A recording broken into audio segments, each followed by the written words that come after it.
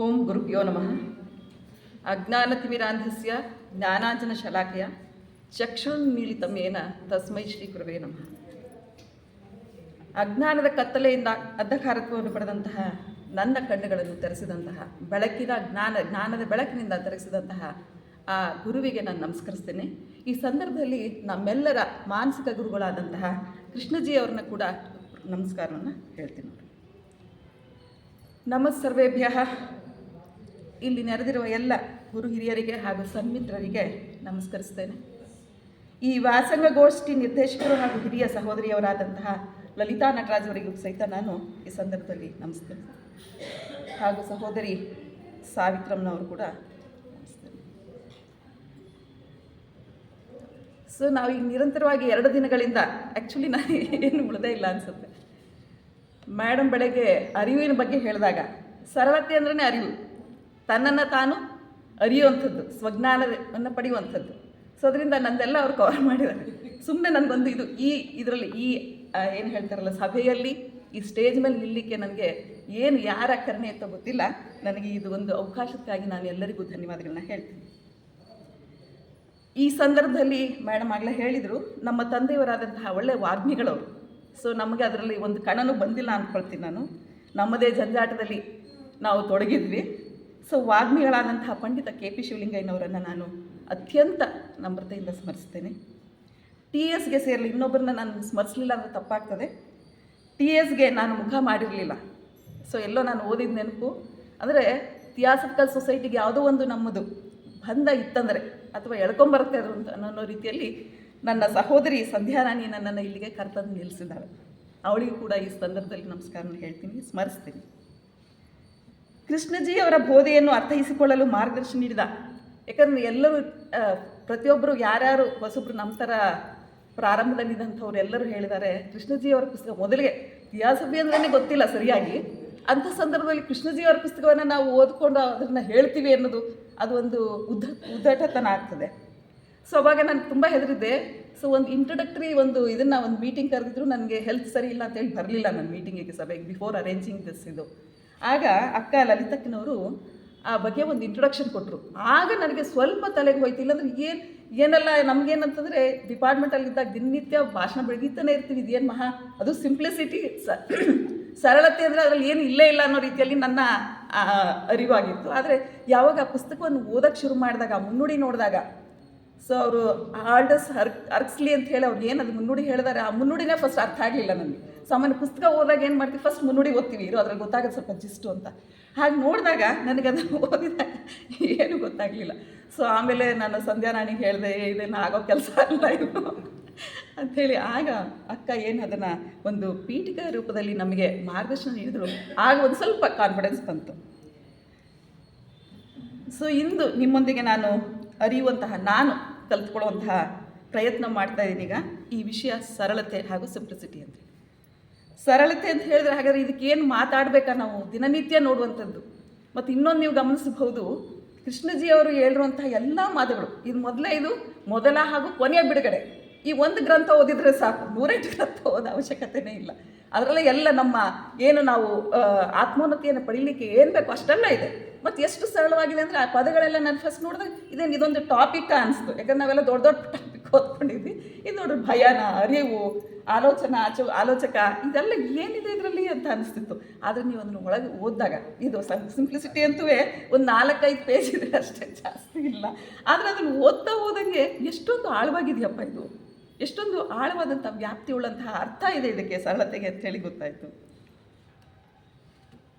ಕೃಷ್ಣಜಿಯವರು ಎಲ್ಲ ಸ್ಪೀಚಸ್ಸು ನಾನು ಆಮೇಲೆ ಯಾವಾಗ ಈ ಥಿಯಾಸಫಿಕಲ್ ಸೊಸೈಟಿಗೆ ಮೆಂಬರ್ ಆದಮೇಲೆ ಈಗೊಂದು ಆಡಿಯೋಗಳನ್ನ ಕೇಳೋಕ್ಕೆ ಶುರು ಮಾಡಿದೆ. ಅಷ್ಟು ಕ್ಲಾರಿಟಿ ಬರ್ತಿರಲಿಲ್ಲ. ಆದರೂ ಸುಮ್ಮನೆ ಕಿವಿ ಮೇಲೆ ಬಿದ್ದಾಗ ನಾವೇನು ಮಕ್ಳಿಗೆ ಹೇಳ್ತಾ ಇರ್ತೀವಲ್ಲ, ಅವ್ರು ಅರ್ಥ ಮಾಡ್ಕೊಳ್ತಾರೋ ಇಲ್ವೋ ಸುಮ್ಮನೆ ರಿಪೀಟ್ ಮಾಡ್ತಾನೆ ಇರ್ತೀವಿ. ಆ ರೀತಿಯಾಗಿ ಕೇಳ್ತಾ ಹೋದೆ. ಆ ಕೇಳ್ತಾ ಹೋದಾಗ ನನಗೆ ಅವ್ರಿಗೆಲ್ಲ ವಿಷಯಗಳಲ್ಲಿ ಎಷ್ಟು ಸಹಜವಾಗಿ ಒಬ್ಬ ಸಾಮಾನ್ಯ ಮನುಷ್ಯನು ಅರಿತುಕೊಳ್ಬೋದು ಅಂತಹ ರೀತಿಯಾಗಿ ಅವ್ರು ಹೇಳಿದ್ರು. ಅಂದರೆ ಆಡು ಮುಟ್ಟದ ಸೊಪ್ಪಿಲ್ಲ ಅನ್ನುವಂತೆ ಪ್ರತಿಯೊಂದು ವಿಷಯಗಳನ್ನ ದಿನನಿತ್ಯ ನಾವು ಪ್ರತಿ ಕ್ಷಣವೂ ನಾವು ಬೇಕಾಗಿರುವಂತಹ ಅವಶ್ಯ ವಸ್ತುಗಳ ಬಗ್ಗೆ, ಅವಶ್ಯ ವಿಷಯಗಳ ಬಗ್ಗೆ ಅವರು ನಮಗೆ ಮಾಹಿತಿಯನ್ನು ನೀಡಿದ್ದಾರೆ. ಈ ಸರಳತೆ ಪದಕ್ಕೆ ನಾವೇನು ಶಬ್ದಕೋಶದಲ್ಲಿ ನೋಡಿದ್ರೆ ನಿರಾಡಂಬತೆ, ಸೌಜನ್ಯ, ಸುಲಭತೆ, ಪರಿಶುದ್ಧತೆ ಅಂತ ಹೇಳಿ ಕೊಟ್ಟಿದ್ದಾರೆ. ಹಾಗೆ simplicity is a state of being simple, uncomplicated or uncompounded ಅಂತೇಳಿ. ಸೊ ನಾವೆಲ್ಲ ಸಾಮಾನ್ಯ ಶರಣರ ವಾಣಿ ಕೇಳಿದಂತೆ ಅರಿವೇ ಗುರು ಅಂತ, ಅದ್ರ ಮುಂದೆ ಇನ್ನೇನೂ ಇಲ್ಲ. ಮತ್ತು ಶರಣರು ಎಲ್ಲರೂ ಹೇಳೋದು ಶೂನ್ಯ ಸಂಪಾದನೆ ಅಂತೇಳಿ. ಸೊ ಈಗ ಆಗಲಿಂದ ನಾವು 2 ದಿವಸದಿಂದ ನೋಡ್ತಾ ಇದ್ದೀವಿ, ಎಂಟಿ ಮಾಡ್ಕೊಳ್ಳಿ ಫಸ್ಟು. ಏನಾದರೂ ಹೊಸದು ನಮಗೆ ಬೇಕಂದ್ರೆ ಅಲ್ಲಿ ಜಾಗ ಖಾಲಿ ಇರಬೇಕಲ್ಲ. ಸೊ ಎಂಟಿನೆಸ್ ಆಗಬೇಕು, ಶೂನ್ಯವನ್ನು ಸಂಪಾದನೆ ಮಾಡಬೇಕು. ಆ ನಿಟ್ಟಿನಲ್ಲಿ ಇವತ್ತಿನ ಈ ಸರಳತೆಗೆ ಏನು ಅನ್ನೋದ್ರ ಬಗ್ಗೆ ಒಂದೆರಡು ಇದನ್ನು ನಿಮ್ಮ ಜೊತೆಗೆ ಹಂಚ್ಕೊಳ್ಳಿಕ್ಕೆ ಇಷ್ಟಪಡ್ತೀನಿ. ಸರಳತೆ ಅಂದಾಗ ಏನು ಭಾವನೆ ಉಂಟಾಗ್ತದೆ? ಈಗ ಬೆಳಗ್ಗೆ ಅರಿವಿನ ಬಗ್ಗೆ ಹೇಳಿದ್ದಾರೆ ಅಕ್ಕ ಅವರು. ಸೊ ಈಗೆಲ್ಲ ನಿನ್ನೆ ಮೊನ್ನೆ ಎಲ್ಲ ನೋಡಿದ್ದೀವಿ. ಸರಳತೆ ಹಾಗಾದ್ರೆ ಏನಿರ್ಬೋದು? ಏನನ್ಸುತ್ತೆ ಸರಳತೆ ಅಂದರೆ? ಸಿಂಪಲ್ ಆಗಿರೋದು. ಸಿಂಪಲ್ ಅಂದರೆ ಏನು?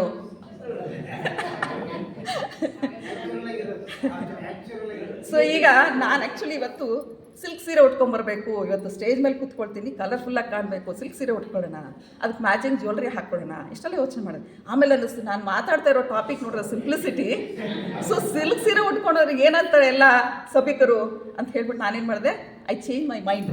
ಸೊ ಸಡನ್ನಾಗಿ ನಾನೇನು ಮಾಡಿದೆ, ನಾನು ಒಂದು ಕಾಟನ್ ಸೀರೆ ಸೆಲೆಕ್ಟ್ ಮಾಡಿಕೊಂಡೆ ಇವತ್ತು, ಆಯಿತಾ. ಸೊ ಯಾವುದು ಜ್ಯುವೆಲ್ರಿ ಹಾಕೊಳ್ಳೋದು ಬೇಡಪ್ಪ, ಇವತ್ತು ನಾನು ಏನು ದಿನನಿತ್ಯ ಹಾಕ್ಕೊಳ್ತಿದ್ದೀನಿ ಅದಷ್ಟೇ ಹಾಕ್ಕೋಬೇಕು ಅಂತ. ಇದು ಸರಳತೆ ಆಗುತ್ತೆ ಹಾಗಾದರೆ? ಇಲ್ಲ. ನನ್ನ ಆಲೋಚನೆ ಏನು? ಬಾಹ್ಯವಾಗಿ ನಾನು ಸರಳವಾಗಿ ಕಾಣಲಿಕ್ಕೆ ನಾನು ಈ ರೀತಿಯಾದಂತಹ ಒಂದು ಆಲೋಚನೆಯನ್ನು ಮಾಡಿಕೊಂಡು ನಾನು ಹಾಕ್ಕೊಂಬಂದಿದ್ದೀನಿ. ಆದರೆ ಇದು ಸರಳತೆ ಅಲ್ಲ. ಹಾಗಾದರೆ ಸರಳತೆ ಏನು? ನಾವು ಅಂದ್ಕೊಂಡಂಗೆ ಈ ಸರಳತೆ ತುಂಬ ಸರಳವಾದಂತಹ ವಿಷಯವಂತೂ ಅಥವಾ ಸರಳವಾದಂತಹ ಪದವಂತೂ ಅಲ್ಲ. ಇದನ್ನು ಅರ್ಥೈಸಲಿಕ್ಕೆ ಅಷ್ಟು ಸುಲಭವಾಗಿ ಆಗಲ್ಲ. ಕೃಷ್ಣಜಿಯವರ ಮಾತಿನಲ್ಲೇ ಹೇಳೋದಾದರೆ, ಮೊದಲಿಗೆ ನಾವು ಏನು ಮಾಡೋಣ ಅಂತ ಹೇಳಿದ್ರೆ, ಈ ಸರಳತೆಯನ್ನು ಒಂದು ಹಂತವಾಗಿ ನೋಡ್ತಾ ಹೋಗೋಣ. ಹಾಗಾದ್ರೆ ಫಸ್ಟ್ ಏನು ಮಾಡ್ತಾರೆ ಅಂದರೆ, ಕೃಷ್ಣಜಿಯವರ ಇದನ್ನೆಲ್ಲ ಓದ್ತಾ ಇದ್ದಾಗ ನನಗೆ ಅನಿಸ್ತು, ಅವರು ನೇತಿ ಪ್ರಕರಣ, ನಾವು ಸಂಸ್ಕೃತದಲ್ಲಿ ಹೇಳ್ತೀವಿ ನೇತಿ ಅಂದರೆ ಇಲ್ಲ ಅಂತ, ನ ಇತಿ, ಅದಿಲ್ಲ, ಇದಿಲ್ಲ ಅಂತ ಹೇಳಿ ನಾವು ಹೇಳ್ಕೊತ ಹೋಗ್ತೀವಿ. ಅದರಂತೆ ಈ ಕೃಷ್ಣಜಿಯವರು ಸಹಿತ ಏನು ಮಾಡ್ತಾರೆ, ಯಾವುದು ಸರಳತೆ ಅಲ್ಲ, ಹಾಗಾದರೆ ಮೊದಲಿಗೆ ಸರಳತೆ ಯಾವುದಲ್ಲ ಅಂತ ನೋಡೋಣ, ಆಮೇಲೆ ಸರಳತೆ ಯಾವುದು ಅಂತ ನಮಗೆ ಗೊತ್ತಾಗ್ತದೆ ಅಲ್ವಾ. ಅವರ ಪರಿಭಾಷೆಯಲ್ಲೇ ಹೇಳೋದಾದರೆ,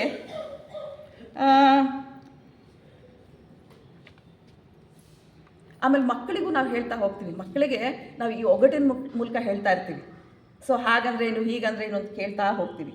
ಅವನು ಅದೇನೋ ಹೇಳ್ತಾರೆ, ಉತ್ತರ ಹೇಳ್ತಾವೆ ಮಕ್ಕಳು. ಅವಾಗ ನಾವೇನು ಹೇಳ್ತೀವಿ, ಅದಲ್ಲ ಅಂತ ಹೇಳಿ ಅವರಿಗೆ ಕ್ಲೂ ಕೊಡ್ತಾ ಹೋಗ್ತೀವಿ. ಅದರಂತೆ ಈ ಎಲ್ಲ ಬೋಧೆ, ನಮ್ಮ ಕೃಷ್ಣಜಿಯವರ ಬೋಧೆ ಕೂಡ ಹಾಗೆ ಇದೆ.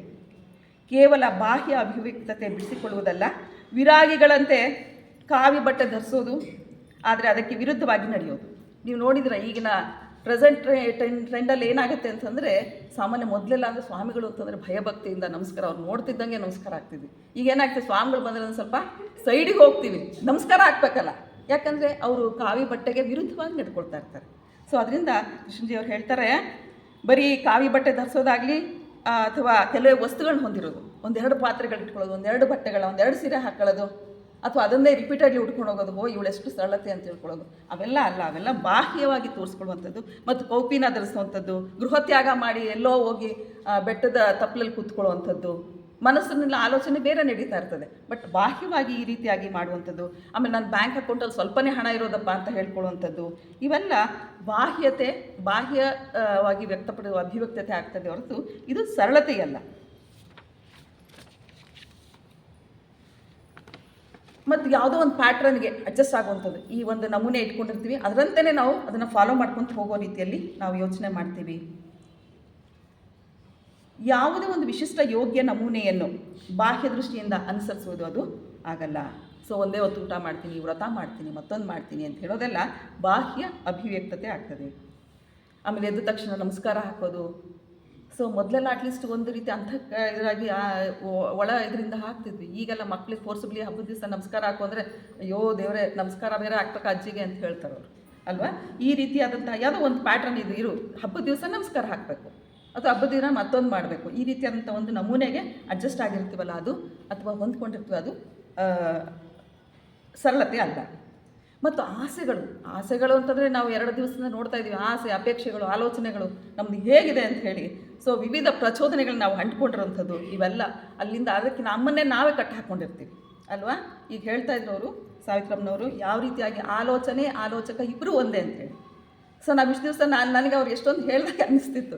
ಮತ್ತು ನನಗೆ ಆ್ಯಕ್ಚುಲಿ ಹೇಳಬೇಕಂದ್ರೆ ಈ 3 ದಿವಸಕ್ಕೆ ನಾನು ಥ್ಯಾಂಕ್ಸ್ ಹೇಳಬೇಕು ಲಲಿತಕ್ಕ ಅವ್ರಿಗೆ. ಯಾಕಂದರೆ ನಾನೇ ದಿನನಿತ್ಯ ಯೋಚನೆ ಮಾಡ್ತೀನಿ, ಯಾವುದು ಹೀಗೆ ಸರಳತೆ ಓದ್ಕೊಂಡ್ಮೇಲೆ ಇದು ಸರಳತೆ ಅಲ್ಲ, ಹೌದಲ್ವಾ, ನಾನು ಇದು ಮಾಡ್ತಾಯಿದ್ದೀನಿ ತಪ್ಪಲ್ವಾ, ಈ ರೀತಿ ಭಾವನೆಗಳು ನಮಗೆ ತಂತಾನೇ ಬರ್ತಾ ಇದೆ. ಸೊ ನಿಜವಾಗ್ಲೂ ಇದರಿಂದ ಅಂದರೆ ಈ 3 ದಿನಗಳ ಇದರಲ್ಲಿ ನಾನು ಯಾವಾಗಲೂ ವರ್ಕ್ಶಾಪ್ ಅಟೆಂಡ್ ಮಾಡಿಲ್ಲ. ಸೊ ಈಗ ಮೆಂಬರ್ ಆಗಿರೋದು ಒಂದು 2 ವರ್ಷ ಆಗಿದೆ ಅಷ್ಟೇ ನಾನು. ಸೊ ಹೀಗಾಗಿ ಇದ್ದಾಗ ನನಗೆ ನಿಜವಾಗ್ಲೂ ತುಂಬ ಚೆನ್ನಾಗಿ ಅನ್ನಿಸ್ತಾ ಇದೆ. 3 ಡೇಸಿಂದ ನನ್ನನ್ನೇ ನಾನು ನೋಡ್ಕೊಳ್ತಾ ಇದ್ದೀನಿ. ಸ್ವಲ್ಪ ಇವ್ರು ಹೇಳ್ತಿದ್ರಲ್ಲ ಈಗ, ಸೊ ಯಾರು ಮನೆಯಲ್ಲಿ ಯಜಮಾನರು ಬೈದಾಗ ಯಾವ ರೀತಿ ಆಗ್ತಿದೆ ಅಂತ ಹೇಳಿದಾಗ ನಾವೇನು ಬೇಗ ಅದನ್ನು ತೊಗೊಂಡ್ಬಿಡ್ತೀವಿ, ಇಮಿಡಿಯೇಟಾಗಿ ಪ್ರತಿಕ್ರಿಯಿಸ್ತೀವಿ ಅಲ್ವಾ? ಆ ರೀತಿ ಪ್ರತಿಕ್ರಿಯಿಸಬಾರ್ದು. ಸೊ ಅದು ಅವರ ಅಭಿವ್ಯಕ್ತತೆ, ಅದನ್ನು ನಾವು ರೆಸ್ಪಾಂಡ್ ಮಾಡಬೇಕು ಅಂತ ಯಾವುದೇ ರೀತಿಯಾಗಿ ಇಲ್ಲ. ಮತ್ತು ಇಲ್ಲಿ ಅಕ್ಕ ಬೆಳಗ್ಗೆ ಹೇಳಿದರು, ಸೊ ಆ ಒಂದು ಯಾವುದು ನಾವು ಪರಿಸರದಲ್ಲಿ ನೋಡಿದಂತಹ ಒಂದು ಏನು ಪುಷ್ಪ ಇರ್ಬೋದು, ಒಂದು ಪಕ್ಷಿಗಳ ಇಂಪಾದಂತಹ ಗಾನ ಇರ್ಬೋದು, ಎಷ್ಟು ಚೆನ್ನಾಗಿ ನಮ್ಗೆ ಅನಿಸ್ತದೆ. ಯಾವಾಗ ನಮ್ಗೆ ಅನಿಸ್ತದೆ ಅದು ಬೇರೆ ನಾವು ಬೇರೆ ಅಂತ ಹೇಳಿದಾಗ ನಮ್ಗೆ ಅಷ್ಟು ಫೀಲಿಂಗ್ ಬರಲ್ಲ. ಅದರಲ್ಲೇ ನಾವು ಹೋಗಾಗ ಅದು ನಾನು ಎಲ್ಲ ಒಂದೇ ಅಂಥೇಳಿ ಭಾವನೆ ಬಂದಾಗ ಆಗ್ತದೆ ಅಂಥೇಳಿ. ಅಂದ್ರೂ ಇಲ್ಲಿ ಯಾಕೆ ಹೇಳಕ್ಕೆ ಬಂದೆ ಅಂದರೆ, ಈ ಎಲ್ಲ ಆದರ್ಶಗಳನ್ನ, ಅಪೇಕ್ಷೆಗಳನ್ನ, ಆಸೆಗಳಿಗೆ ನಾವು ಅಂಟ್ಕೊಂಡಿರ್ತೀವಲ್ಲ, ಅದನ್ನ ಬಿಟ್ಟಾಗ, ಮನಸ್ಸನ್ನು ಖಾಲಿ ಇಟ್ಕೊಂಡಾಗ ನಾವು ಈ ರೀತಿಯಾದಂತಹ ಸರಳತೆಯನ್ನು ನಾವು ನೋಡ್ಬೋದು. ಅಥವಾ ಅಂಟುಕೊಂಡಿದ್ರೆ ಅಲ್ಲಿ ಸರಳತೆ ಇಲ್ಲ. ಯಾಕಂದ್ರೆ ನಾವೀಗ ಇಲ್ಲ ಅಂತ ನೋಡ್ತಾ ಇದ್ವಿ, ಅದೆಲ್ಲ ಸರಳತೆ ಅಲ್ಲ. ಯಾವುದಕ್ಕಾದ್ರೂ ಅಂಟುಕೊಂಡಿದ್ರೆ, ನಮೂನೆಗಳಿಗೆ, ಪ್ಯಾಟ್ರನ್ಗಳಿಗೆ, ಆಸೆಗಳಿಗೆ ಬದ್ಧವಾಗಿದ್ದರೆ, ಬಂದಿಯಾಗಿದ್ದರೆ ನಾವಲ್ಲಿ ಸರಳತೆಯನ್ನು ನೋಡೋದಿಲ್ಲ. ಯಾವುದೋ ನಂಬಿಕೆಗಳಿಗೆ ಅರಿವಿಲ್ಲದೆ ಅಂಟಿಕೊಳ್ಳೋದು ಸರಳತೆ ಆಗೋದಿಲ್ಲ. ಎಷ್ಟೇ ರೀತಿಯಾಗಿ ನಾವು ತೋರಿಸ್ಕೋಬೇಕು ಅಂತ ಹೇಳಿದರೂ ಸಹಿತ ನಾವು ಆ ಪ್ರಜ್ಞಾನದಿಂದ ಆಂತರಿಕವಾಗಿ ಅರಿವಿಲ್ಲದಾಗ ಅಲ್ಲಿ ಸರಳತೆ ಆಗೋದಿಲ್ಲ. ಸುಮ್ಮನೆ ಅದು ಬಾಹ್ಯ ಅಭಿವ್ಯಕ್ತತೆ ಆಗ್ತದೆ. ಮತ್ತು ಯಾವುದೋ ಒಂದು ರೂಲ್ಸ್ ಆ್ಯಂಡ್ ರೆಗ್ಯುಲೇಷನ್ ಸರ್ಕಾರ ಮಾಡಿರ್ತದೆ, ನಮಗೆ ಮನಸ್ಸಿದೆಯೋ ಮನಸ್ಸಿಲ್ವೋ ಅದನ್ನು ಫಾಲೋ ಮಾಡ್ತೀವಿ. ಸೊ ಅದು ಎಲ್ಲ ಏನಾಗ್ತದೆ, ಸುಮ್ಮನೆ ಬಾಹ್ಯವಾಗಿ ಅದು ಅಭಿವ್ಯಕ್ತಿ ಆಗ್ತದೆ ಹೊರತು ಸರಳತೆ ಆಗೋದಿಲ್ಲ. ಮತ್ತು ಅದಕ್ಕೆ ನಾವು ಯಾವುದು ಕಾನೂನುಬದ್ಧವಾಗಿ ಅದಕ್ಕೆ ನಾವು ಅದಕ್ಕೇನು ಪ್ರೋತ್ಸಾಹನೂ ಕೊಡೋದಿಲ್ಲ ಅಲ್ವಾ? ಅದನ್ನು ಸುಮ್ಮನೆ ರೂಲ್ಸ್ ಅಂತ ಹೇಳ್ತೀವಿ, ಅದು ಕೂಡ ಏನು ಇದಕ್ಕೆ ಸರಳತೆ ಆಗಿರೋದಿಲ್ಲ ಅಂಥೇಳಿ. ಮತ್ತು ಯಾವುದೇ ರೀತಿ ಪ್ರಭುತ್ವದ ಬಲಾತ್ಕಾರಕ್ಕೆ ಒಳಪಟ್ಟಲ್ಲಿ ಕೂಡ ಸಹಿತ ಅಲ್ಲಿ ನಾವು ಇದಕ್ಕೆ ನಾವು ಯಾರೋ ಹೇಳಿದ್ರಪ್ಪ, ಅಥವಾ ಈ ರೀತಿಯಾದಂಥ ಕಾನೂನಿದೆ, ಈ ರೀತಿಯಾದಂಥ ಲಾ ಇದೆ ಅಂತ ಹೇಳಿದಾಗ ನಾವು ಇದರಲ್ಲಿ ಏನು ಮಾಡ್ತೀವಿ ಅಂತ ಹೇಳಿದ್ರೆ, ಸುಮ್ಮನೆ ಅವ್ರಿಗೋಸ್ಕರ ಕಣ್ಣೋರ್ಸ್ಲಿಕ್ಕೋಸ್ಕರ ಅದನ್ನು ಫಾಲೋ ಮಾಡ್ತಿರ್ತೀವಿ ಕೂಡ, ಅದನ್ನು ಮನಪೂರ್ವಕವಾಗಿ ಮಾಡೋದಿಲ್ಲ. ಅದರಿಂದ ಯಾವುದೇ ರೀತಿಯಾದಂತಹ ಒಂದು ನಾವು ಅಳವಡಿಸ್ಕೋಬೇಕಾದ್ರೆ ಆಂತರ್ಯದಿಂದ ಅಳವಡಿಸ್ಕೋಬೇಕಾಗ್ತದೆ. ಸೊ ಅದರಿಂದ ಯಾವುದು ಇವೆಲ್ಲ ಏನಂತಂದರೆ ತೋರಿಕೆಗಳಾಗ್ತದೆ, ಅದಕ್ಕೆ ನಾವು ಏನು ಹೇಳ್ತೀವಿ, ಇವೆಲ್ಲ ಸರಳತೆ ಆಗೋದಿಲ್ಲ ಅಂತ. ಸೊ ಈಗ ಇದನ್ನು ನಾವು ನಾಡ ಹಬ್ಬಗಳನ್ನ ನೋಡ್ತೀವಿ, ರಾಷ್ಟ್ರೀಯ ಹಬ್ಬಗಳನ್ನ ನೋಡ್ತೀವಿ. ಸೊ ಅದನ್ನೆಲ್ಲ ನಾವು ಏನು ಮಾಡ್ತೀವಿ ಅಂತ ಹೇಳಿದ್ರೆ, ಸೊ ಅದರ ಬಗ್ಗೆ ನಮಗೆ ಒಂದು ಏನು ಹೇಳ್ತೀವಿ, ಗೌರವ ಇರುತ್ತೋ ಇಲ್ವೋ ಗೊತ್ತಿಲ್ಲ. ಸೊ ಅದನ್ನು ಹೇಳಿದಾರಪ್ಪ ಮಾಡಬೇಕು. ಸೊ ಇವಾಗ August 15 ಮೊನ್ನೆ ತಾನೇ ಆಗೋಗಿದೆ. ಸೊ ಯಾವ ರೀತಿ ಮಾಡ್ತೀವಿ, ನಮ್ಮ ಲೊಕ್ಯಾಲಿಟಿಗಳಲ್ಲಿ ಫ್ಲ್ಯಾಗ್ ಹಾಯ್ಸ್ ಮಾಡ್ತೀವಿ. ಅದಕ್ಕೆ ನಮ್ಗೆ ನಿಜವಾಗ್ಲೂ ಆಂತರಿಕವಾಗಿ ನಮಗೆ ಅದ್ರ ಬಗ್ಗೆ ಗೌರವ ಇದೆಯೋ ಇಲ್ಲೋ ಗೊತ್ತಿಲ್ಲ, ಬಾಹ್ಯ ಅಭಿವ್ಯಕ್ತತೆ ಅಂತೂ ಮಾಡ್ತಾ ಇರ್ತೀವಿ. ಅದೆಲ್ಲ ಸರಳತೆ ಆಗೋದಿಲ್ಲ. ಆಮೇಲೆ ಧಾರ್ಮಿಕ ಕಟ್ಟುಪಾಡುಗಳಿಗೆ ಒಳಪಡುವಂಥದ್ದು, ಇವೆಲ್ಲನೂ ಅಷ್ಟೇ. ಅವೆಲ್ಲ ಮೇಲ್ನೋಟಕ್ಕೆ ನಾವು ಮಾಡ್ತೀವಿ ಹೊರತು, ಈಗ ನಾವು ನೋಡ್ಬೋದು, ಈಗ ಈ ಶ್ರಾವಣ ಮಾಸ ಬಂತಂದರೆ ಹಲವಾರು ಪೂಜೆ ಪುನಸ್ಕಾರಗಳು ದೇವಸ್ಥಾನಗಳಲ್ಲೂ ಸಹಿತ ವಿಜೃಂಭಣೆಯಿಂದ ನಡೀತದೆ. ನಾವೆಲ್ಲ ಸಣ್ಣವರಾಗಿದ್ದಾಗ ಇಷ್ಟು ವಿಜೃಂಭಣೆ ಇರಲಿಲ್ಲ. ದೇವಸ್ಥಾನದಲ್ಲಿ ಒಂದು 5 ಪೈಸನೂ ಹಾಕ್ತಾ ಇರಲಿಲ್ಲ ಅನಿಸುತ್ತೆ. ಈಗ ಎಷ್ಟು ₹100 ನಾನು ನೋಡ್ತಾ ಇರ್ತೀನಿ, ತಟ್ಟೆಗೆ ಎಷ್ಟು ದುಡ್ಡು ಬೀಳುತ್ತೆ, ₹100 ಹಾಕ್ತಾರೆ, ₹50 ಹಾಕ್ತಾರೆ. ಅಂದರೆ ಯಾವ ರೀತಿಯಾಗಿ ಅಂತ ಹೇಳಿದ್ರೆ, ಇದು ಆಂತರಿಕವಾಗಿ ಭಕ್ತಿ ಇರುತ್ತೋ ಇಲ್ಲೋ ಗೊತ್ತಿಲ್ಲ, ತೋರಿಸ್ಕೊಳ್ಳೋದಂತೂ ಜಾಸ್ತಿ ಆಗಿದೆ. ಇವೆಲ್ಲ ಸರಳತೆ ಆಗೋದಿಲ್ಲ. ಇವೆಲ್ಲ ಬಾಹ್ಯವಾಗಿ ತೋರಿಸುವಂತಹ ತೋರಿಕೆ, ಡಂಬಾಚಾರ ಅಂತೇಳಿ ನಾವು ತಿಳ್ಕೊಬೋದು.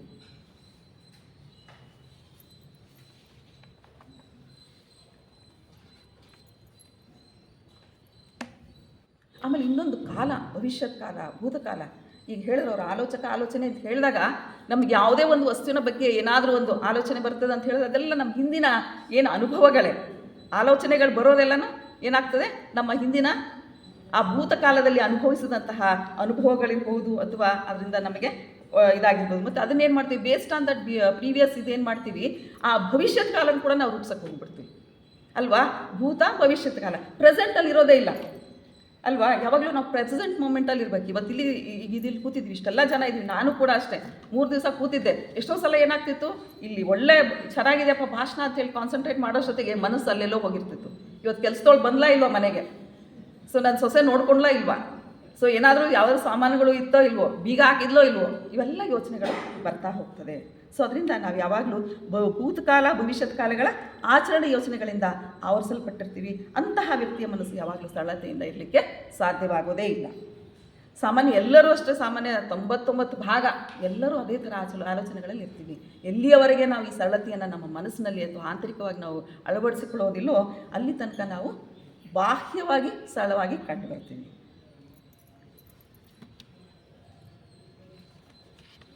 ಆಮೇಲೆ ಇನ್ನೊಂದು ಅಗಲುವಿಕೆ ಭಯ. ಸೊ ಮನೆಯಲ್ಲಿ ಇವಾಗ ನೋಡ್ತಿರ್ಬೋದು, ಹೆಂಡತಿ ಅಥವಾ ಗಂಡ ಹೊರಗಡೆ ಹೋದಾಗ ಸ್ವಲ್ಪ ಲೇಟ್ ಆಯ್ತು ಅಂದರೆ ನಮಗೇನಾಗ್ತದೆ, ಅಯ್ಯೋ ಏನಾಗಿರ್ಬೋದು, ಫಸ್ಟ್ ಕೆಟ್ಟದಾಗೆ ಯೋಚನೆ ಮಾಡ್ತೀವಿ. ಏನಾದರೂ ಆಗಿರ್ಬೋದಾ, ಯಾಕೋ ಲೇಟ್ ಆಯ್ತಲ್ಲ, ಒಂದು 10 ಸಲ ಫೋನ್ ಮಾಡ್ತೀವಿ, ಫೋನ್ ರಿಸೀವ್ ಮಾಡಲಿಲ್ಲ ಅಂದರೂ ಆಯಿತು, ಮುಗೀತು ಕಥೆ ಅಲ್ಲಿಗೆ, ಏನೋ ಆಗೇ ಹೋಗಿದೆ ಅಂತ ಹೇಳಿ. ಈ ರೀತಿಯಂಥ ಅಗಲುವಿಕೆಯಿಂದ ನಮ್ಮಿಂದ ಅದು ಬೇರೆ ಆಗತ್ತೆ ಅನ್ನುವಂತಹ ಭಯದಿಂದ ಬಿಡುಗಡೆ ಆಗ್ತದೆ ಅಂತ ಹೇಳಿ ಅಲ್ಲಿ ನಮ್ಮ ಏನು ತಳಮಳ ಆಗ್ತದೆ, ಅಲ್ಲಿ ಸರಳತೆ ಸಾಧಿಸಲು ಆಗುವುದಿಲ್ಲ. ಇಲ್ಲಿ ನಾನು ಸುಮ್ಮನೆ ಒಂದು ಸಣ್ಣ ಸ್ಟೋರಿ ಹೇಳ್ತೀನಿ, ನಿಮಗೆಲ್ಲ ಗೊತ್ತಿರೋ ವಿಷಯ. ಜನಕ ಮಹಾರಾಜ ಅವನ ಇದಕ್ಕೆ ಒಂದು ಸಲ ಏನಾಗ್ತದೆ, ಒಂದು ಬೆಂಕಿ ಬಿತ್ತು ಅಂತ ಹೇಳಿ ಯಾರೋ ಹೇಳ್ತಾರೆ, ಬಂದು ಒಬ್ಬ ಯಾರೋ ಬಂದು ಹೇಳ್ತಾನೆ.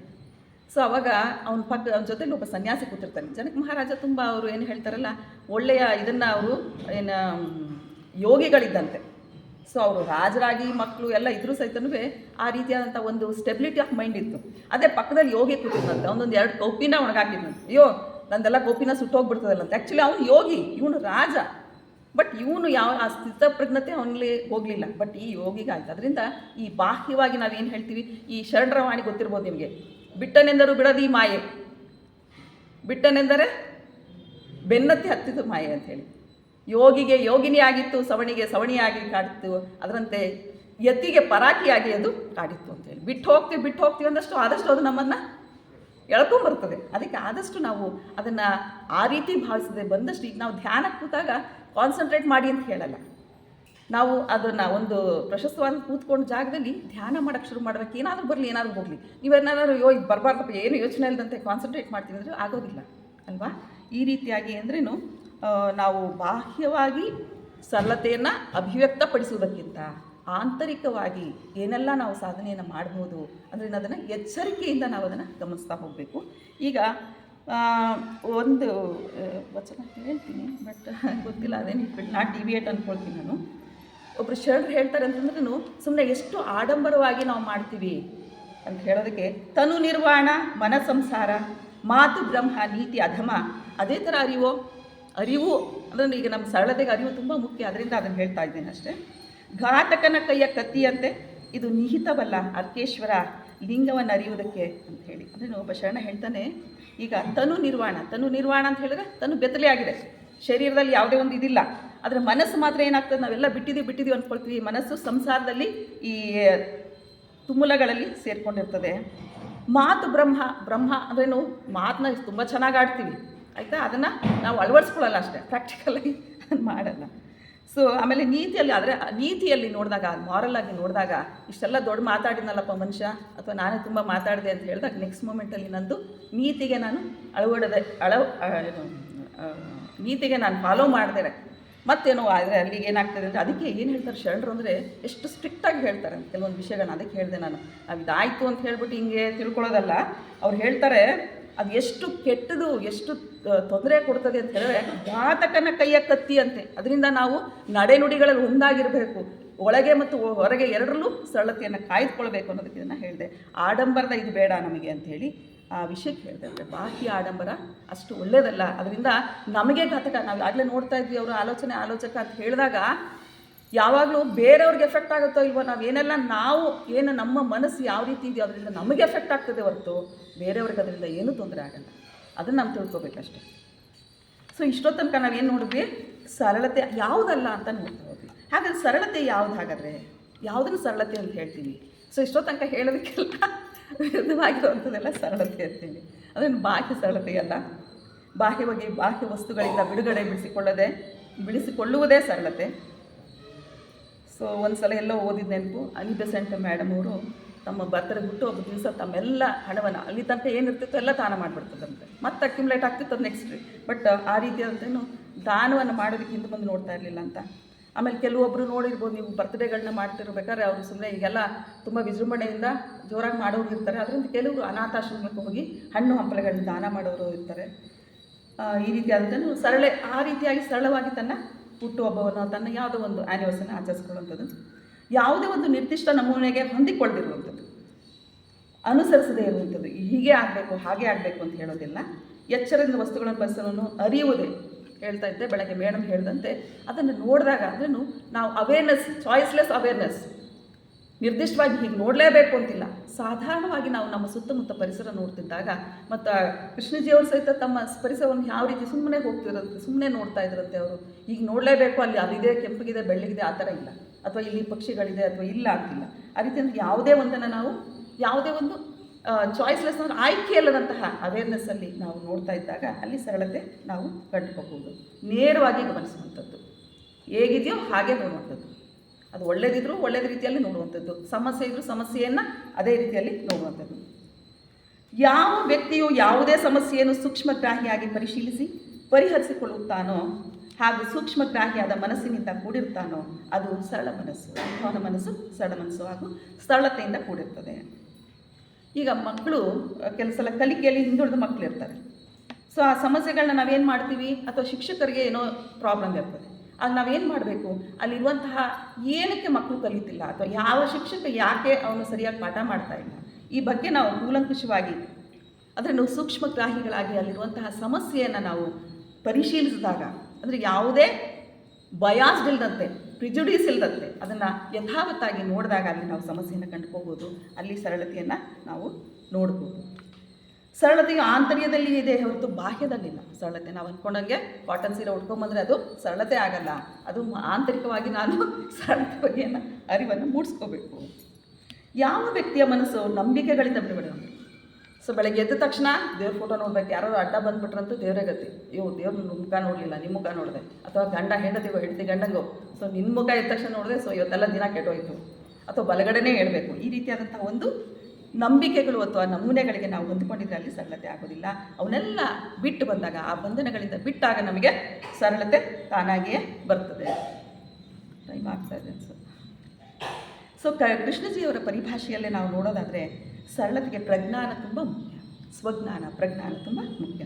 ಯಾವ ವ್ಯಕ್ತಿಯು ಸದಾಕಾಲ ಎಚ್ಚರವಾಗಿದ್ದು ಯಾವುದೇ ವಿಶಿಷ್ಟ ಯೋಚನಾ ನಮೂನೆಯಲ್ಲಿ ಅಥವಾ ಕ್ರಿಯಾ ನಮೂನೆಯಲ್ಲಿ ಪ್ರತಿಷ್ಠಿತನಾಗಿರದೆ ಆಂತರಿಕ ಅರಿವಿನಿಂದ ಕೂಡಿರ್ತಾನೋ ಅಲ್ಲಿ ಸರಳತೆ ಇರ್ತದೆ. ಬೆಳಗ್ಗೆ ಅರಿವು ಮೇಡಮ್ ಹೇಳ್ಕೊಟ್ರು, ಅಕ್ಕ ಅವ್ರು ಯಾವ ರೀತಿಯಾಗಿ ಅರಿವಿರಬೇಕು ಅಂತ ಹೇಳಿ.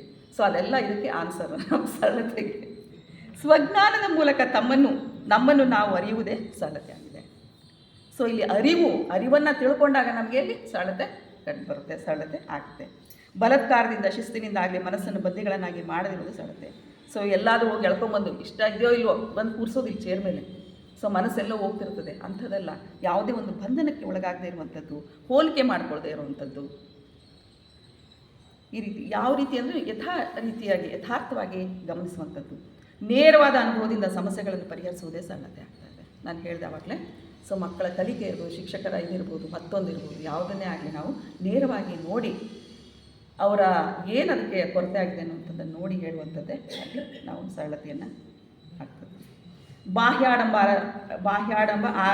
ಡಂಬಾಚಾರವಿಲ್ಲದೆ ವ್ರತಗಳನ್ನು ಅನುಸರಿಸಂತ ಇರೋದು ಆಂತರಿಕವಾಗಿ ಸರಳವಾಗಿರೋದೇ ಸರಳತೆ ಆಗಿರ್ತದೆ.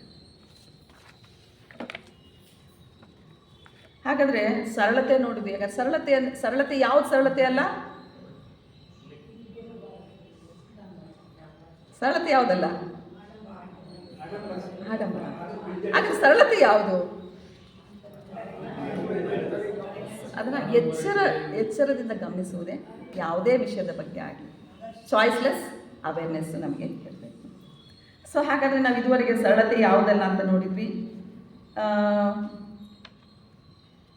ಸರಳತೆಯನ್ನು ಅರಿಬೇಕಾದ್ರೆ ಈಗ ನೋಡ್ತಾ ಹೋದ್ವಿ, ಒಂದಷ್ಟೆಲ್ಲ ಎಕ್ಸಾಂಪಲ್ಸ್ ನೋಡ್ತಾ ಹೋದ್ವಿ. ಹಾಗಾದರೆ ಏನಿದು ಅದನ್ನ ರೂಢಿಸ್ಕೋಬೇಕಾದ್ರೆ, ನಾವು ದಿನನಿತ್ಯ ರೂಢಿಸ್ಕೋಬೇಕಾದ್ರೆ ಏನು ಮಾಡಬೇಕು, ಆ ಪ್ರಕ್ರಿಯೆ ಏನು, ಸರಳತೆಯನ್ನು ಪಡೆಯೋದು ಹೇಗೆ ನಾವು ಹಾಗೆ ಅಂತ ನೋಡ್ತಾ ಹೋದರೆ ತನ್ನನ್ನು ತಾನು ಅರಿಯೋದೇ ಸ್ವಜ್ಞಾನದ ಮೂಲಕ. ಸ್ವಜ್ಞಾನಕ್ಕೆ ಪ್ರಾಮುಖ್ಯತೆಯನ್ನು ಕೊಡುವಂಥದ್ದು. ಏನೋ ಒಂದಷ್ಟು ರೆಕಾರ್ಡೆಡ್ ಇರ್ತದೆ. ಈಗ ಏನೋ ಅಂತ ಹೇಳ್ತೀವಿ ನಾವು, ಗೀತೆ ಒಳಗೆಲ್ಲ ಹೇಳಿದೆ, ಭಗವದ್ಗೀತೆ ಹೇಳಿದೆ, ಬುದ್ಧ ಇದು ಹೇಳಿದ, ಸಂತರು ಇದು ಹೇಳಿದ್ದಾರೆ. ಅದನ್ನೆಲ್ಲ ಅವರ ಇದನ್ನು ನಾವು ಅವ್ರು ಹೇಳಿದರು ಅಂತ ಮಾಡ್ಕೊಂಡು ಹೋಗೋದಲ್ಲ, ಅಲ್ಲಿರುವಂಥ ಜಿಸ್ಟನ್ನು ತಗೊಂಡು ನಾವು ನಮ್ಮ ದಿನನಿತ್ಯ ಜೀವನದಲ್ಲಿ ಅಳವಡಿಸ್ಕೋಬೇಕು. ಯಾರನ್ನೇ ಆಗಲಿ ಬ್ಲೈಂಡ್ ಆಗಿ ಫಾಲೋ ಮಾಡುವಂಥದ್ದಲ್ಲ. ಕೆಲವೊಂದು ಸಲ ಏನಾಗ್ತದೆ, ಬಾಹ್ಯ ಬೇಡ ಅನ್ನೋಂಥ ಆಗಲ್ಲ. ಬಾಹ್ಯವನ್ನು ನಾವು ಎಂತೆಂಥ ಘರ್ಷಣೆ ಇದೆ, ಯಾವ ರೀತಿ ಹೋರಾಟ ಇದೆ, ನೋವು ನಲಿವುಗಳಿದೆ, ಅದನ್ನೆಲ್ಲ ನಾವು ನೋಡಿಕೊಂಡು ಎಚ್ಚರಿಕೆಯಿಂದ ಗಮನಿಸಿ ಅಲ್ಲಿ ನಾವೇನು ಮಾಡಬೇಕಾಗಿದೆ, ಆಂತರ್ಯದಿಂದ ನಾವು ಅರಿವನ್ನು ಉಂಟು ಮಾಡ್ಕೋಬೇಕಾಗ್ತಾ ಇದೆ. ಅದನ್ನು ಬಾಹ್ಯವನ್ನು ಹೊರತುಪಡಿಸಿ ಇಲ್ಲ.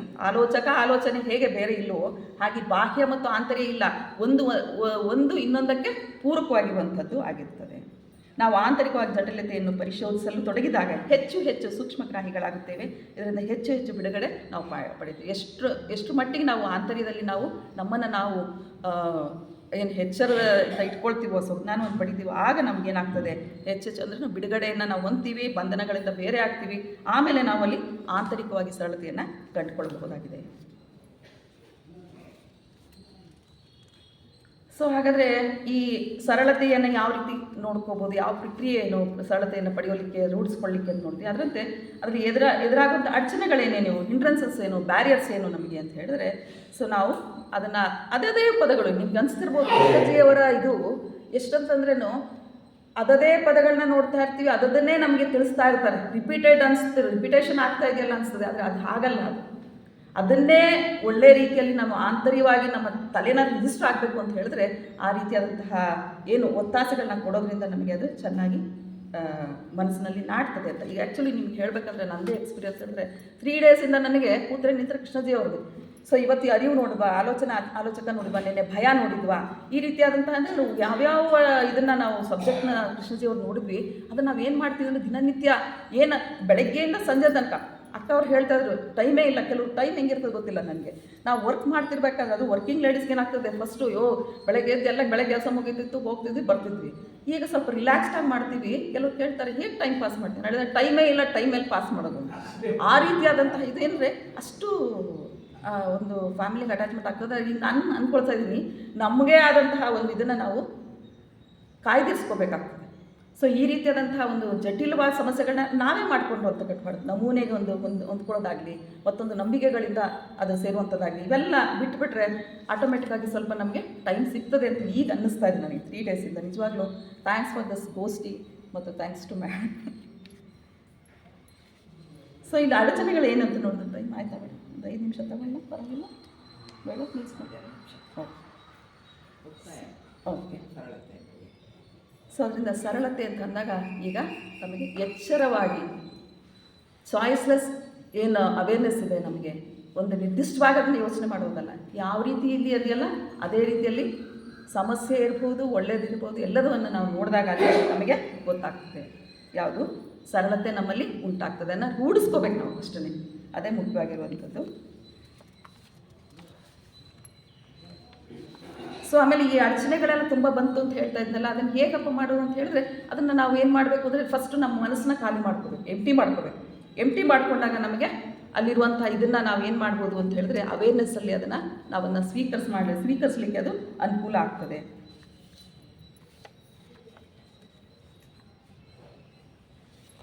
ಭಾಳಷ್ಟು ಹೇಳಿದ್ರೆ ಅನಿಸುತ್ತೆ. ಮತ್ತು ಇನ್ನೊಂದು ತಾವು ಗಮನಿಸಿದ್ರೇನೋ, ಕೃಷ್ಣಜಿಯವರ ಎಲ್ಲ ಏನು ಬೋಧೆಗಳನ್ನು, ಎಲ್ಲ ವಿಷಯಗಳ ಬಗ್ಗೆ ಏನು ಅವರು ನಮಗೆ ಅದನ್ನು ಹೇಳಿಕೊಟ್ಟಿದ್ದಾರೆ ಅಥವಾ ಹೇಳ್ತಿದ್ದಾರೆ, ಅದರಲ್ಲೆಲ್ಲ ನಮ್ಗೆ ಗೊತ್ತಾಗ್ತದೆ. ಅವರು ಬೇರೆ ಎಲ್ಲಿಂದೋ ನಿಮಗೆ ಸಿಗ್ತದೆ ಅಂತ ಹೇಳಲ್ಲ. ಸಾಮಾನ್ಯ ಗ್ರಂಥಗಳು ಓದಿದಾಗ ಕೃಷ್ಣ ಹಿಂಗೆ ಹೇಳ್ದ, ಶರಣರು ಹಿಂಗೆ ಹೇಳಿದ್ರು, ಬಸವ ಹಿಂಗೆ ಹೇಳ್ದ ಅಂತ ಹೇಳ್ತೀವಿ. ಆದರೆ ಅವ್ರು ಹೆಂಗೆ ಹೇಳ್ತಾರೆ ಅಂತ ಹೇಳಿದ್ರೆ, ಆಮೇಲೆ ಮೇಡಮ್ ಹೇಳಿದ್ರು ಮೊನ್ನೆ ಏನಂತ ಹೇಳಿದ್ರು ಅಂದರೆ, ಅವ್ರು ಯಾವಾಗಲೂ ನಾನು ಅನ್ನೋಂಥದ್ದನ್ನು ಹೇಳೇ ಇಲ್ಲ ಕೃಷ್ಣಜಿ ಅವರು, ಅಲ್ವಾ? ಗಮನಿಸಿದ್ದೀರ ಅದನ್ನು? ಭಾಷಣಕಾರ ಸ್ಪೀಕರ್ ಹೇಳ್ತಾರೆ, ಸ್ಪೀಕರ್ ಸೇಸ್ ಅಂತ ಹೇಳ್ತಾ ಹೋಗ್ತಾರೆ. ಅದರಿಂದ ಅವರು ನಾನು ಏನಾದರೂ ಹೇಳಿದ್ರು ಸಹಿತ ನೀವು ಅದನ್ನು ಪರೀಕ್ಷಿಸಿ ಆಮೇಲೆ ಒಪ್ಕೊಳ್ಳಿ ಅಂತ ಹೇಳ್ತಾರೆ. ಬ್ಲೈಂಡಾಗಿ ಫಾಲೋ ಮಾಡಿ ಅಂತ ಅವರು ಹೇಳೋದೇ ಇಲ್ಲ.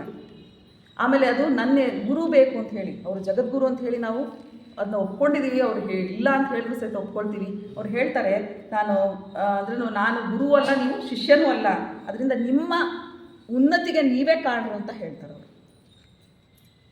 ಆಮೇಲೆ ಜಗತ್ತನ್ನು ಇರುವ ಹಾಗೆಯೇ ಅದನ್ನು ನೋಡಬೇಕು, ಎದುರಿಸಬೇಕು ಅಂತ ಹೇಳ್ತಾರೆ.